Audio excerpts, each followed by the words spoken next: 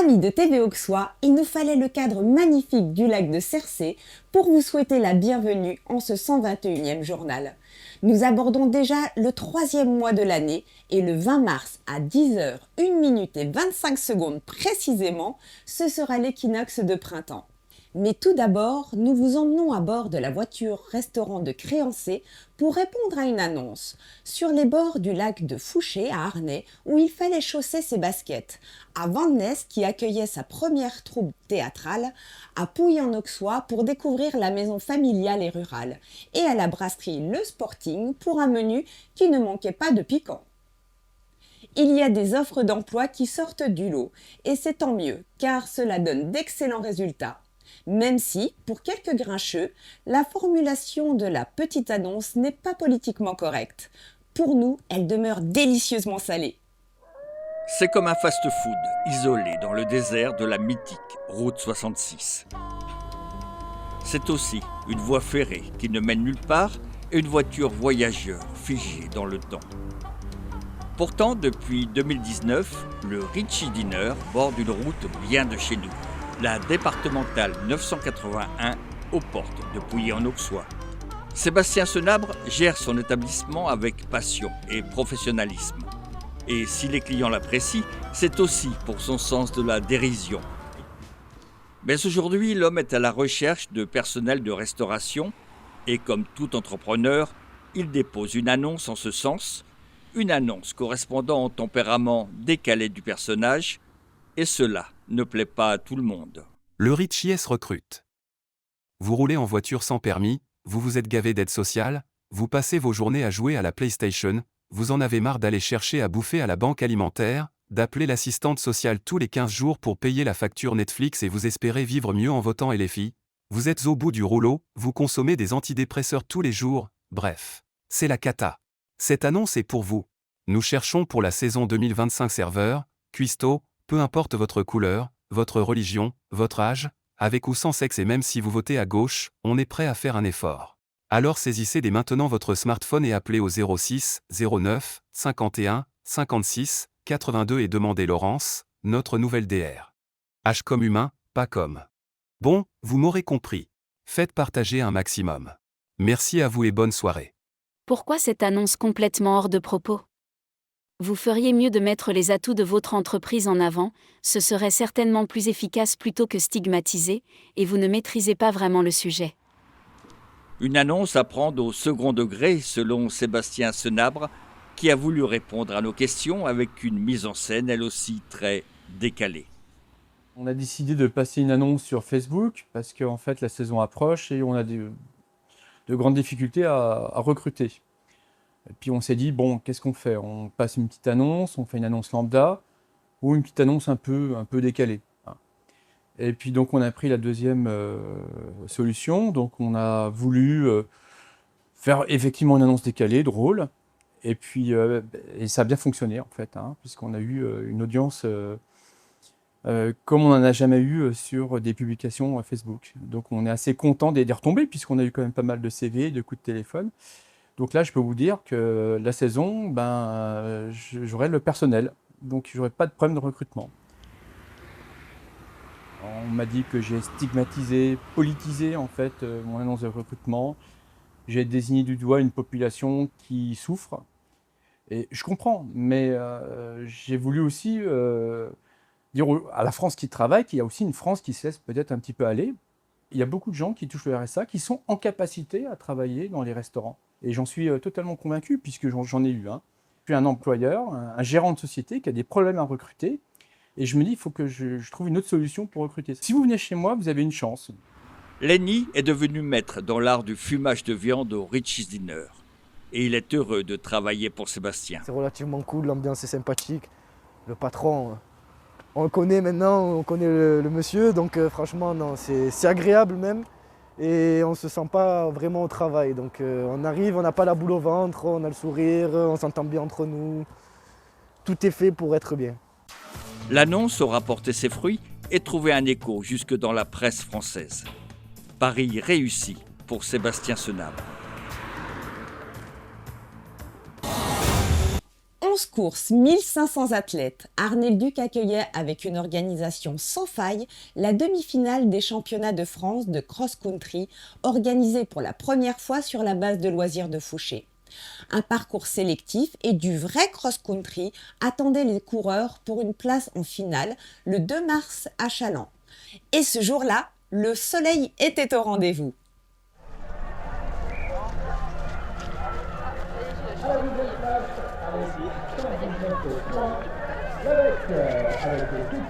En ce dimanche 9 février, il soufflait comme un air de printemps sur la zone de l'étang Fouché, chez nos voisins d'Arnay-le-Duc. Pour la première fois, y était organisée une demi-finale des championnats de France de cross-country pour 1500 athlètes venus des régions Bourgogne-Franche-Comté et Grand Est. Autant dire un plateau très relevé sur un parcours très exigeant.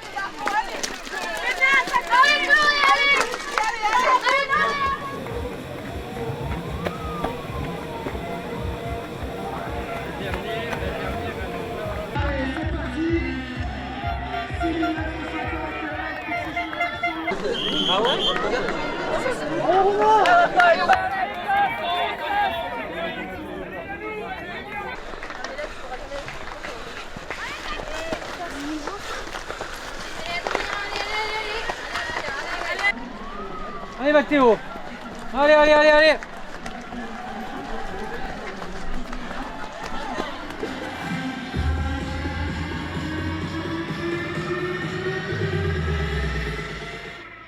Tout au long de la journée, ce n'est pas moins de 11 courses qui ont permis aux spectateurs de mettre l'ambiance et d'encourager les athlètes, notamment sur les zones les plus difficiles.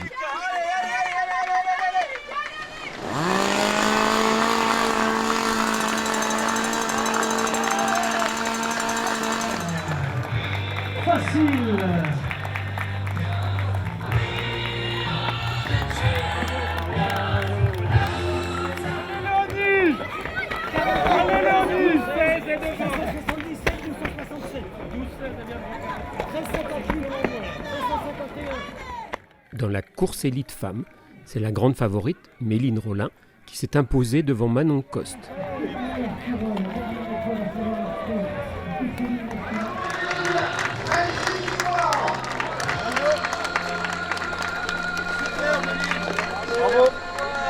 Bravo Manon Coste, deuxième position, Team FV Thermique.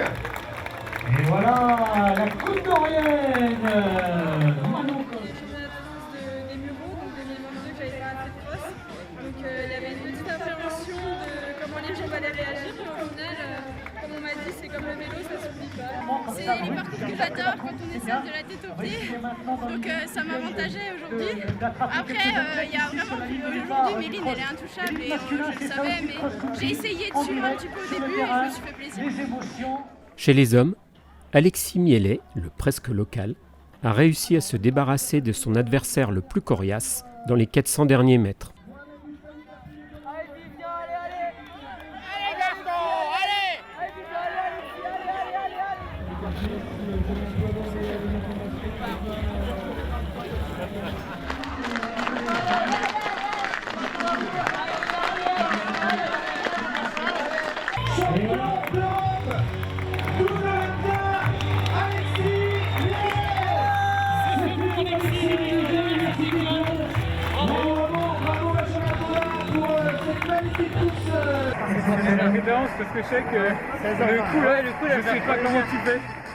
Au-delà des athlètes victorieux, il convient aussi de féliciter l'ensemble des participants qui se sont tous donnés à fond sur un vrai parcours de cross-country, fierté de l'équipe organisatrice. On a eu de la réussite avec la météo et on n'a pas eu de pépins, tout s'est bien passé. On est une équipe de bénévoles expérimentés avec la participation de la Ligue aussi. Ça fait une très belle organisation, une très belle équipe. Des minimes jusqu'au master, tout le monde s'est battu jusqu'à la ligne pour gagner une place, pour qualifier son équipe, la classer. C'est beau des fois, bon, on voit des beaux vainqueurs, mais des fois on voit des belles batailles aussi vers la 10e ou la 15e place.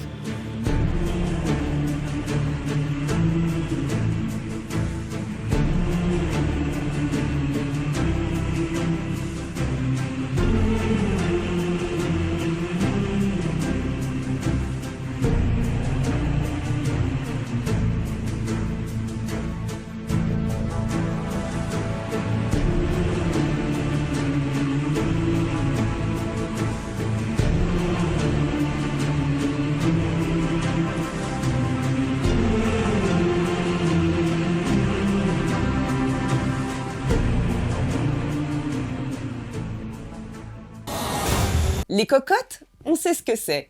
Des poules, des dames de bonne compagnie, des ustensiles de cuisine pour la cuisson, mais aussi pour les ophtalmos, des inflammations de la paupière. Et avant de naissance, d'autres cocottes étaient les bienvenues sous la forme d'une troupe de théâtre. Une première pour la commune, de quoi remplir la salle de spectacle. On disait du bien de votre troupe d'actrices. Ah oui, vous êtes sûr? Enfin, en tout cas là, il est 20h passé. Le spectacle va bientôt commencer et je sais pas si vous avez vu, mais vous êtes sur la scène là. Oh, pardon. Oh, je me disais aussi, c'était bien nombreux dans la troupe. En tout cas, vous avez des actrices bien sympathiques. Oh, vous sortez votre pied pour dire que vous stoppez, vous. Avant de naissance, le maire, Michel Poyot, en avait rêvé, et elles l'ont fait. Elles, ce sont les cocottes, des passionnées de théâtre, pour la plupart de la commune et des alentours.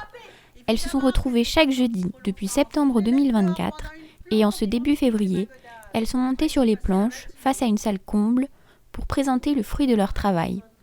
Extrait entre brèves de comptoir et pensées philosophiques. Ça vous rend pas aimable en tout cas, hein? Ça me détend.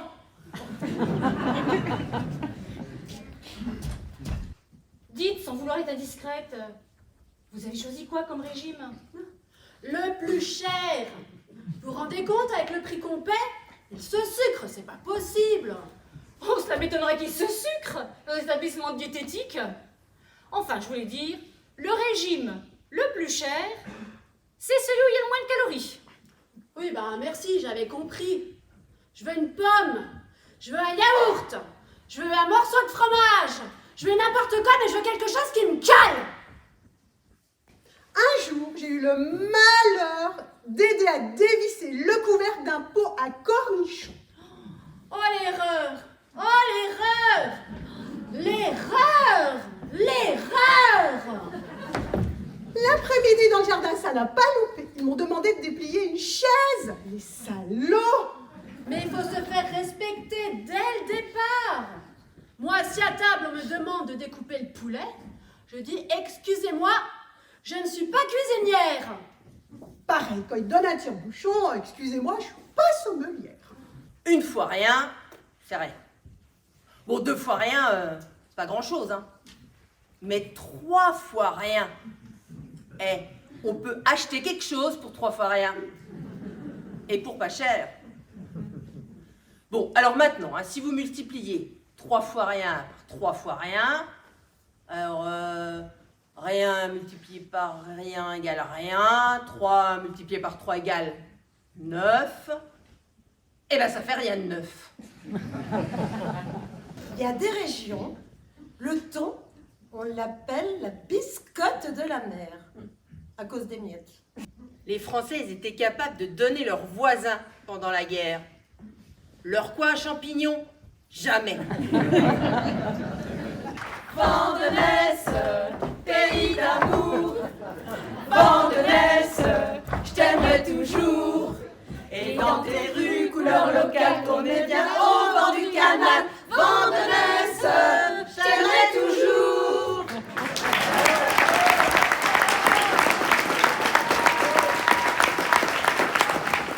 Au vu du succès de cette première, à n'en pas douter, on reverra les cocottes sur scène pour le plus grand plaisir des amateurs de théâtre.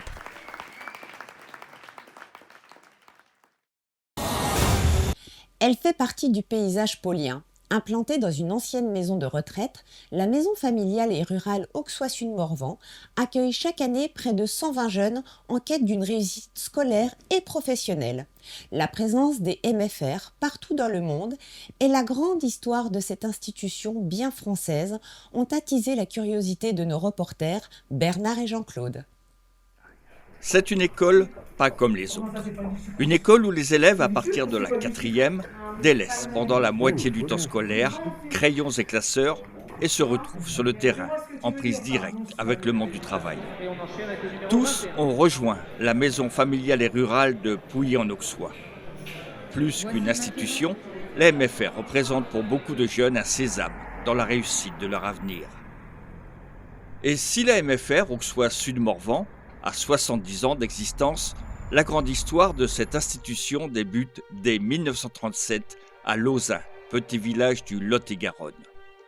Là, des parents, des syndicalistes paysans et l'abbé Pierre-Joseph Granerot posent les principes de base d'une alternance à la scolarité classique. Responsabilité des parents dans l'éducation de leurs enfants, pédagogie de l'alternance et développement du milieu local. Des principes qui sont encore le pilier de toutes les MFR. Pour le petit curé de campagne Granerot, l'idée était de redonner la dignité à ses frères paysans grâce à une école de terrain qui tournerait définitivement le dos à l'éducation classique des lycées napoléoniens. Dans les années 1950, les MFR se sont même exportés. Il existe des maisons familiales rurales dans une quarantaine de pays à travers le monde, composant un réseau de 250 000 maîtres de stage ou d'apprentissage dans 18 secteurs professionnels. À la MFR de Pouilly-en-Auxois, l'heure est aux portes ouvertes et le succès est au rendez-vous. Le recrutement se passe plutôt bien parce qu'on est bien introduit sur le territoire. Ce sont les familles qui viennent avec leurs enfants pour faire découvrir l'établissement. Et suite à ces portes ouvertes, et des contacts se lient. Nous faisons deux choses ici. La transmission de savoir-faire, de connaissances, mais aussi on a un gros volet éducatif. Ici, les jeunes participent à la vie de l'établissement. Nous avons un rôle éducatif qui est très important. Savoir vivre en communauté, avoir le respect d'autrui, avoir de la tolérance, de la bienveillance, ça c'est les axes forts des MFR. L'Auxois compte 1112 exploitations et plus de 1300 exploitants d'âge moyen de 50 ans. La relève est vitale pour le territoire. Pour les MFR, il fallait donc évoluer. Depuis 2018, les MFR ont évolué dans leur statut. Nous pouvons accueillir des apprentis et de la formation continue. Nous, on est très impliqués sur le territoire. Et quand on met des formations, c'est parce que c'est des besoins du territoire, en premier. Les MFR ne dépendent pas de l'éducation nationale. Alors comment sont-elles gérées? De qui dépendent-elles? La MFR est rattachée au ministère de l'Agriculture. On dispense des formations de la 4e par alternance jusqu'au BTS avec du statut stagiaire et du statut apprenti à partir du niveau bac et CAP. La maison familiale rurale est sous statut associatif, c'est-à-dire qu'elle est gérée par un conseil d'administration composé de parents d'élèves, de professionnels du secteur et puis d'élus du territoire. Concernant donc le financement de la maison familiale, donc il est composé, comme dans une entreprise privée, de tous les résultats qui sont liés à son activité, donc les activités d'enseignement, mais également les activités d'accueil. Il est possible de louer la maison familiale le week-end pour des activités familiales, par exemple des cousinades, des baptêmes, des mariages, également pendant les vacances scolaires pour les colonies de vacances ou pour des groupes. On propose également donc, le service des repas de midi pour l'ensemble des classes de primaire et de maternelle de Pouilly-en-Auxois, ce qui veut dire qu'on accueille environ 90 petits à partir de 2 ans tous les midis dans nos locaux et prennent donc les repas avec nos élèves à nous. Les parents déboursent, suivant le statut de leurs enfants, entre 100 et 600 euros par an suivant leurs revenus pour les frais pédagogiques et 108 euros par semaine pour l'hébergement. Et à la MFR de Pouilly, tout est fait pour que les élèves s'y sentent bien. Les visiteurs sont séduits. Ouais, ça a l'air d'être pas mal, 4 places, une petite douche, des étagères pour poser les affaires. Ouais, si, ça me plaît. Pédagogie de l'alternance et cadre éducatif renforcé permettent aux jeunes de s'ouvrir au monde et aux autres. Les élèves de la MFR de Pouilly-en-Auxois l'ont bien compris, eux qui deviendront un jour les nouveaux maîtres de l'agriculture locale ou d'ailleurs.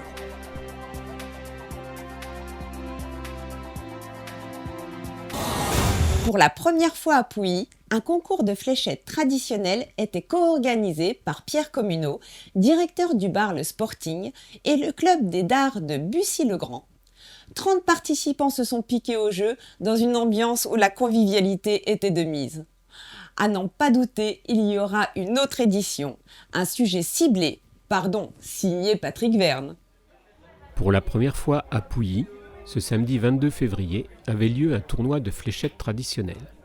Une manifestation pas du tout due au hasard, comme nous l'explique Pierre Communot, co-organisateur avec le club des darts de l'Auxois. L'idée d'organiser un tournoi de fléchettes vient du fait que moi je joue. C'est en collaboration avec le club de Bussy-le-Grand, qui est un des seuls clubs de fléchettes traditionnelles en Côte d'Or, que m'est venue cette idée parce que je suis allé jouer 1 ou 2 fois vers eux. Aujourd'hui, 30 joueurs ont répondu à mon appel et j'aurais pu en prendre un petit peu plus, mais j'ai volontairement bloqué le nombre d'inscriptions. Alors il en vient un petit peu de partout, il en vient de Dijon, il en vient quelques-uns de Langres, il en vient de Bussy-le-Grand, il en vient également du côté de Montbard, voilà, un petit peu partout en Côte d'Or. Et en plus de permettre aux concurrents de se confronter, un tournoi a aussi d'autres vertus. Ça permet déjà de faire connaître la discipline, qui jusqu'à présent en Côte d'Or n'était pas développée. Ça permet aussi de faire rencontrer des gens, donc un lien social exceptionnel. Et puis ça permet aussi de faire confronter tout niveau de joueurs. C'est aussi l'occasion pour les novices de découvrir les principes d'un tournoi et les règles fondamentales de ce jeu qui se développe significativement.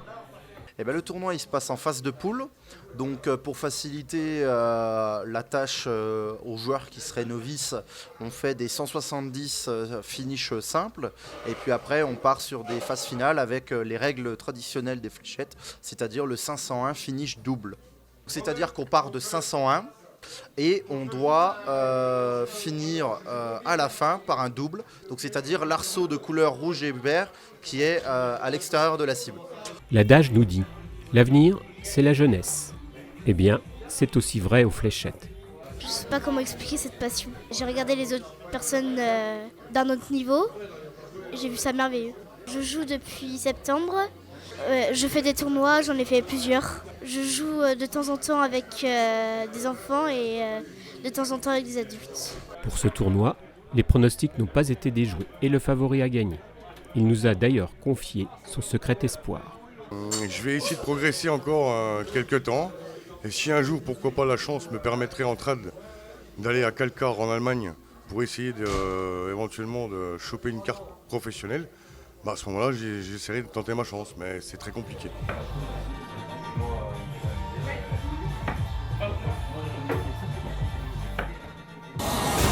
On ne présente plus notre rubrique Vue par vous.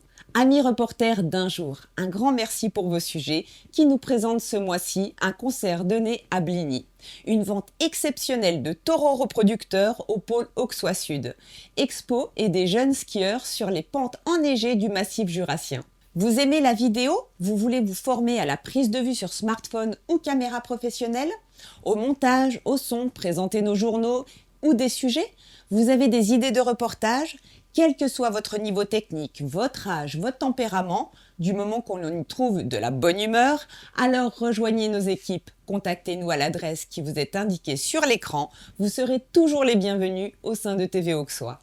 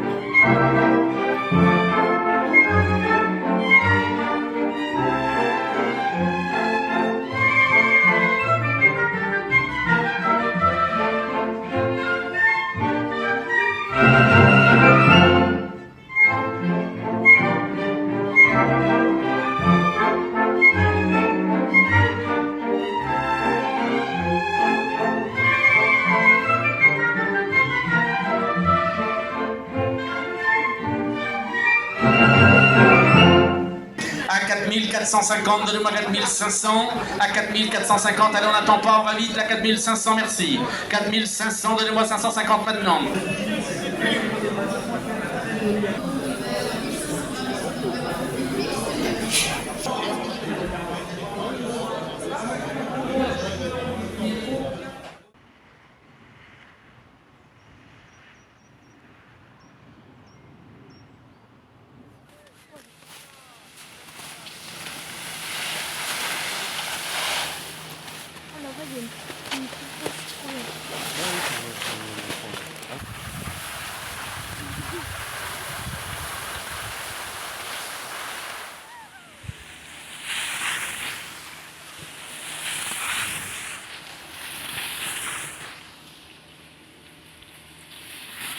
Je pense que mon week-end au ski, il est incroyable.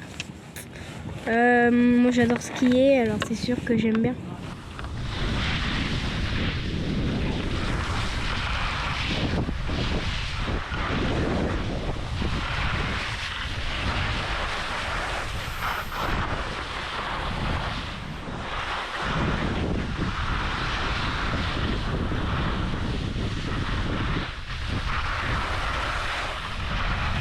Moi j'adore le ski, en vrai c'est trop bien. Au début j'y arrivais pas, mais maintenant j'adore.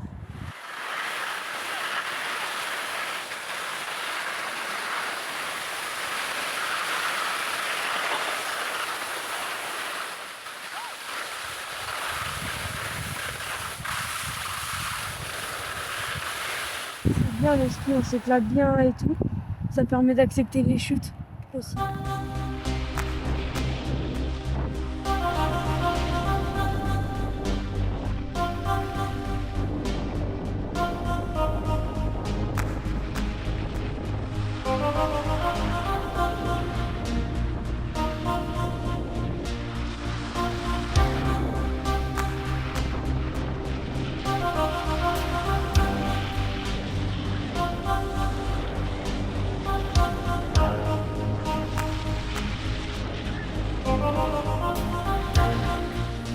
Le ski c'est trop bien. Le ski c'est trop bien. C'est un lac aux eaux étonnamment turquoises qui se trouve à moins de 2 heures de route de l'Auxois. C'est également une nature enchanteresse de par la nature sauvage qui constitue ses rivages et un barrage impressionnant où Bernard a planté ses caméras pour vous faire découvrir la 3e plus grande retenue artificielle de France, située au cœur du Jura, le lac de Vouglan, notre nouveau sujet de notre rubrique Caméra d'ailleurs. François Bonneville, vous êtes un peu la mémoire vivante de cette région et de cette vallée engloutie, dont on va découvrir ici un des plus beaux fleurons, en l'occurrence une chartreuse qui est magnifique. Alors, qu'est-ce qu'on peut en dire? Déjà, ce qu'on peut en dire, c'est que c'est un tout petit élément de la chartreuse, puisqu'on a là seulement le portillon central et les 2 pavillons. Au fond, on avait donc un monastère très très vaste qui a été construit à partir du XIIe siècle. Il y avait un bâtiment pour les convers, il y avait un bâtiment pour les moines, il y avait une église du XIIe siècle, il y avait une gigantesque terrasse soutenue par 12 voûtes. Tout ça, c'est au fond de l'eau. Ça sert maintenant de site de plongée pour des gens qui veulent faire de la plongée extrême, parce qu'il faut vous imaginer que c'est entre moins 45 et moins 65 mètres. Continuez à nous suivre sur YouTube avec l'unique, la seule, la vraie chaîne TV Auxois, Web TV, où vous pourrez également revoir nos anciens journaux, la Ronde des communes, Caméra d'ailleurs et bien plus encore. En attendant de vous retrouver pour un prochain journal, très bonne continuation en ce mois printanier.